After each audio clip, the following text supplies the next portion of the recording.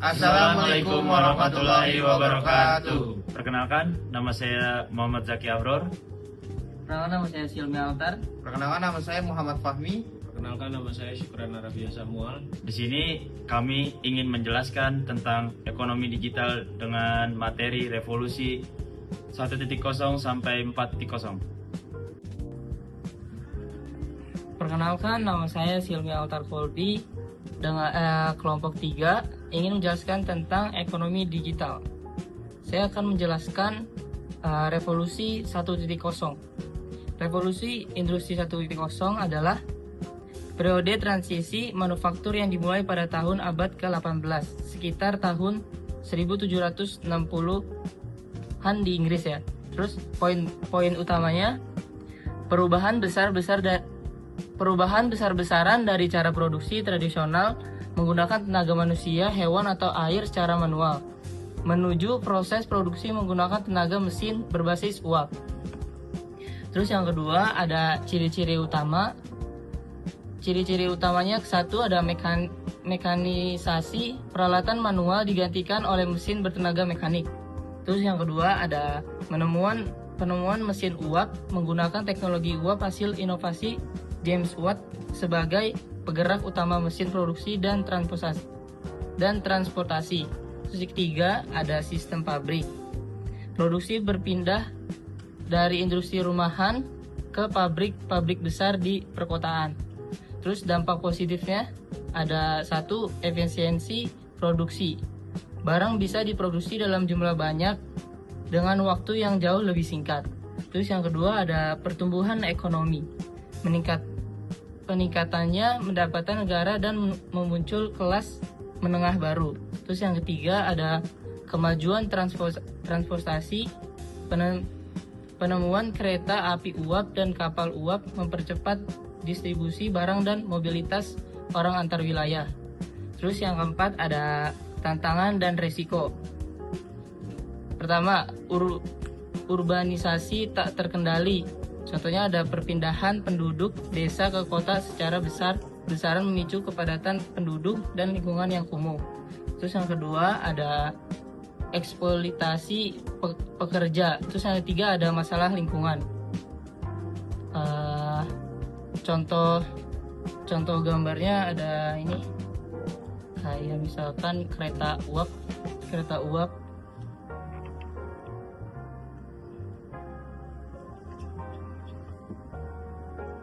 Oke, sekian dari saya. Terima kasih. Wassalamualaikum warahmatullahi wabarakatuh.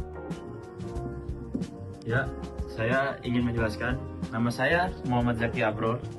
Saya ingin menjelaskan revolusi 2.0, yaitu revolusi yang dimana kita sangat menemukan namanya listrik. Di sekitaran tahun abad ke-19 hingga abad ke-20. Kurang lebih 1870 hingga 1914. Jika revolusi 1.0 yaitu adalah menggunakan uap, di sini revolusi 2.0 ini sangat mempergunakan namanya listrik. Ciri utama revolusi 2.0 yaitu penggunaan listrik sebagai sumber energi utama, produksi massal, sistem lini pergerakan assembly line yaitu dipergunakan di pabrik-pabrik yang sampai hingga sekarang. Contoh revolusi industri 2.0 yaitu sistem assembly line, yaitu yang ditemukan oleh Henry Ford. Henry Ford menerapkan lini perakitan dalam produksi mobil di perusahaan Ford Motor Company. Sebelum ada assembly line, yaitu membuat mobil satu itu membutuhkan waktu yang lama dan sangat membutuhkan biaya yang mahal. Setelah adanya assembly line ini memproduksi motor atau itu sangat lebih murah dan efektif dalam waktunya.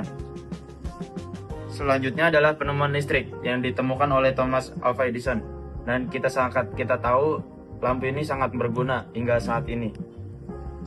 Dan yang terakhir adalah dampak revolusi industri 2.0. Dampak positifnya yaitu barang lebih murah, apapun bisa dijangkau, transportasi berkembang, lapangan kerja meningkat. Dampak negatifnya yaitu urbanisasi berlebihan, polusi meningkat, buruh dieksploitasi. Kesimpulannya, revolusi industri 2.0 adalah era listrik dan produksi massal. Di sini adalah produksi yang sangat berguna buat revolusi selanjutnya. Terima kasih. Berikut ini adalah contoh revolusi 2.0.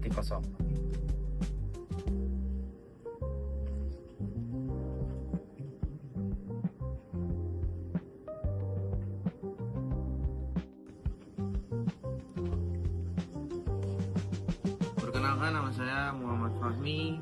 Saya akan menjelaskan revolusi industri 4.0.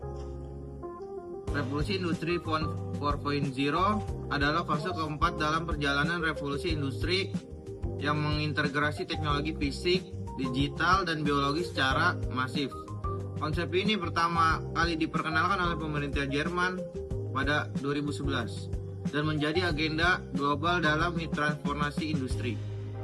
Ciri utama industri 4.0: 1. Internet of Things atau perangkat terhubung dan berkomunikasi secara otomatis.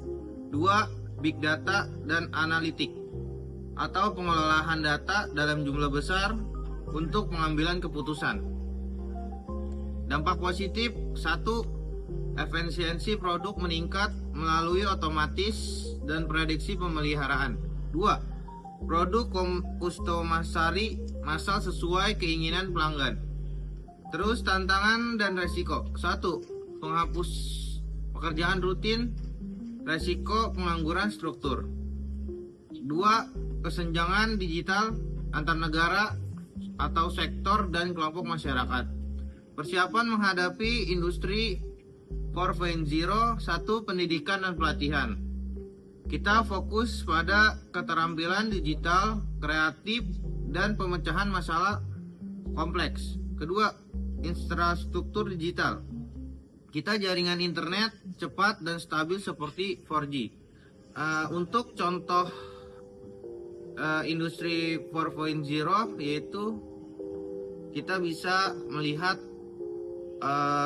sinyal di HP kita yaitu 5G. Sekian dari saya.